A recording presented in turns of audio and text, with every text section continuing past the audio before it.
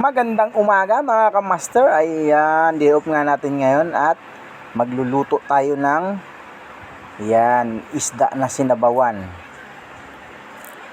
Ayan, meron akong okra, kamatis at saluyot, alugbati mga kamaster. Yan, halo-halong gulay. So yan, sinalang na nga natin yung ating sinabawang isda, pakuluan, at yun, tinimplahan na natin at inilagay na natin yung mga gulay mga kamaster. Ayan, luto na siya master at ang sarap. Ay yun nakikita nyo na ang bango-bango mga kamaster. At pagluluto nga ng ating nilutong isda ay yun, naghugas naman tayo. At syempre pagkatapos maghugas ay magsasaing naman tayo nyan mga kamaster.